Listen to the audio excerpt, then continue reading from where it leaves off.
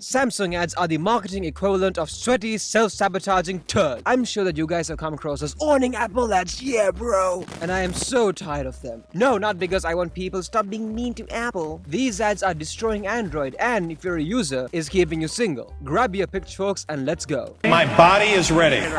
Whenever I watch one of these ads as an Android fan, my first impression is the company is insecure and doubts in the ability for the product to shine on its own and therefore needs to leech off the brand recognition of Apple and then makes fun of Apple to make themselves look good. And sometimes it comes off as just plain tacky, man. For instance, the Ingenious ads, which is basically like a parody of Apple's two employees. You have Argyle fist in the air auditioning for the cover of Playboy, apparently, like...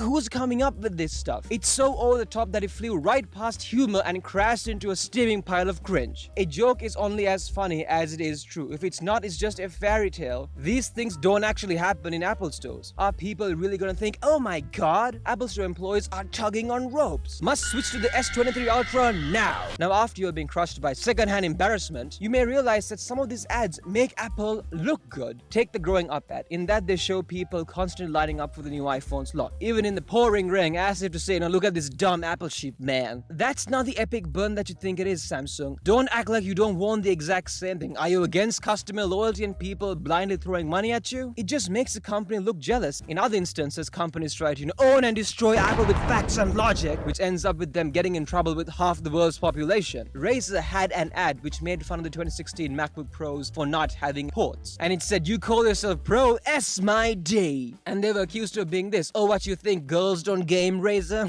Hashtag cancelled, hashtag not interested, ew. So they tried to be edgy and it was an epic fail. Do you have anything you want to say to women? I'm sorry, women. And you got to ask yourself, who is this marketing geared towards? Because the only people who think that this, as well as that Notch family ad, is cool are edgy, depressed 14-year-olds who can't afford to buy a $2,000 laptop or $1,000 phone in the first place. A big problem with these ads is that they also make fun of Apple users. They make them look like dumb, technologically illiterate morons.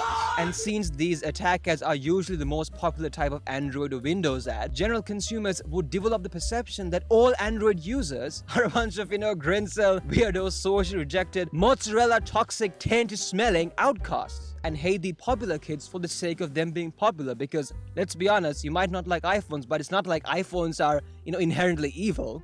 And what's even sadder is that it's completely one-sided. Samsung and all these other companies spend so much time and money with these ads, and Apple might make like one passive-aggressive ad per year in which they use words like the competitor. They usually ignore them and instead make, artsy hipster ads where, like switching on your HomePod takes you to like the next dimension. And therefore they look like a premium, serious luxury brand that doesn't give a F about the competitor and just does what it wants to do. And people like that. And look, don't get the wrong idea. I'm not against attack ads. I think ruthless competition between businesses is incredibly important to keep them in line and, minimize their greed. But those ads need to be witty and funny, like the Buy a Mac ads. Those ads were pretty clever. They did make fun of Windows in those ads, but they never acted like you were a second-class degenerate subhuman for liking Windows. Samsung should take a leaf out of Apple's extremely successful, multi-trillion-dollar playbook and take all of their, spite marketing budget and put it towards, making your phones less of an iPhone knockoff, bring back removable batteries, SD card slots, headphone jack, include chargers in the box, all of the things that you used to promise and show off in your ads. What happened to all of that? In order to constantly fling shite at others, you have to be full of it yourself.